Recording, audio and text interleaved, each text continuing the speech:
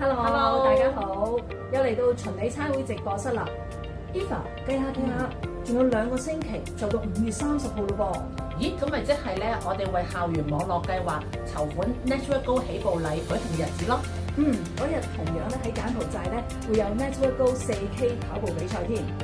我哋都係時候咧要講下咧當日咧起步禮注意嘅事項咯。冇錯，我哋提咧當日起步禮嘅所有參賽者，你哋咧必須要喺5月25號或者之前，要將你哋籌得嘅所有款項，透過銀行或者咧轉數快嘅形式去存入我哋差會嘅戶口。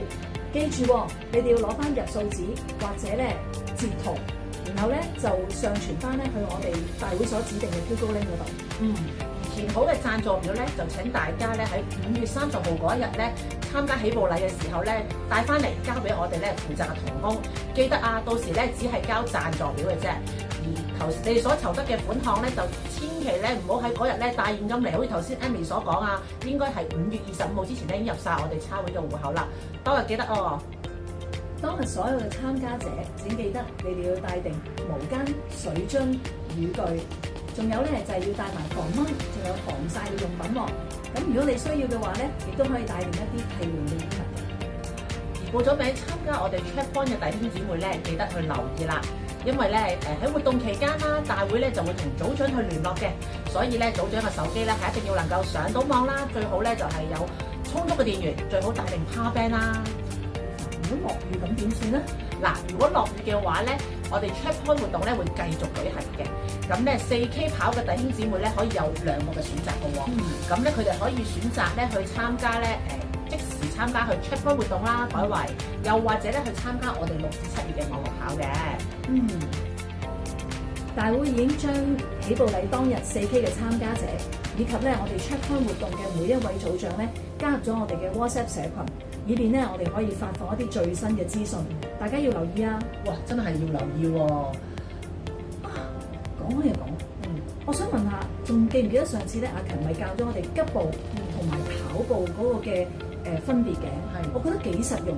唔知道今次阿勤仲有啲咩要教我哋咧？咦，我都想知喎。咁不如我哋睇下片啦，好唔好啊？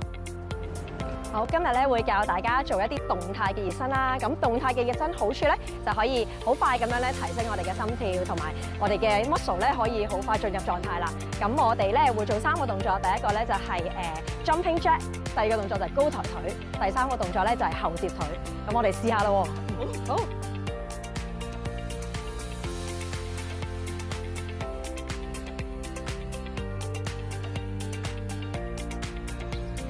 好，咁呢個高抬腿咧，我哋可以分2個程度啦。如果平時冇乜做開運動嘅，係啦，咁就可以簡單啲嘅。咁如果係做開運動嘅，咁可以做一個喐動大啲嘅高抬腿。好，咁我哋先做一個簡單版先。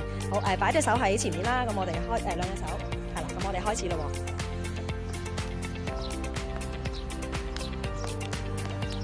喎。好，如果你平時做開運動咧，咁就可以真係做一個高抬腿跑啦。咁就試下啦喎。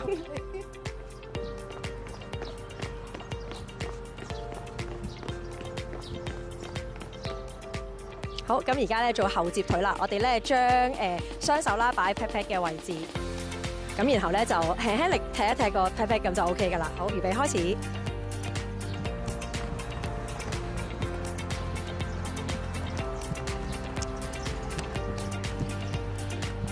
好，咁咧頭先剛才做嘅咧每一個動作大概做30秒至1分鐘左右啦。咁個人咧其實就已經感受到有啲出汗啊，同埋個心跳加速噶啦。咁跟住我哋會再做少少踢腳嘅動作咧，咁其實成個熱身咧就完成噶啦。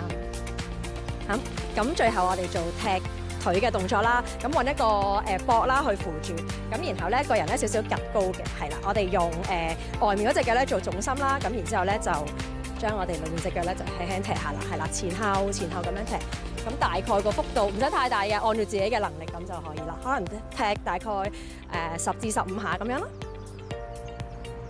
好，咁到比賽當日啦，咁食啲咩早餐好咧？咁我就會建議大家食啲咧比較容易消化嘅一啲嘅早餐嘅。咁大概可能喺1個鐘前咧就要完成你呢個早餐噶啦。咁然後咧要補充水分啦，就唔好諗住唔飲水喎。喺比賽前、比賽中、比賽後咧都要有充足嘅水分去補充嘅。咁另外就係睡眠方面啦，提早一日就早啲休息啦。咁亦都唔好諗住咧要爭取機會，最後一日都要練習，咁其實唔需要噶啦。寧願咧俾個身體有好好嘅休息，有好好嘅 recover 咧，咁啊更加重要啦。咁嗱，如果當日咧天氣真係好曬嘅話咧，咁我都會覺得戴頂帽或者戴太陽眼鏡咧，都可以令到大家跑步嘅時候個感覺咧會比較舒服啲嘅。大家聽完阿勤嘅提示，就要做好準備啦。咁我約定大家5、3零見啦，拜拜。拜拜。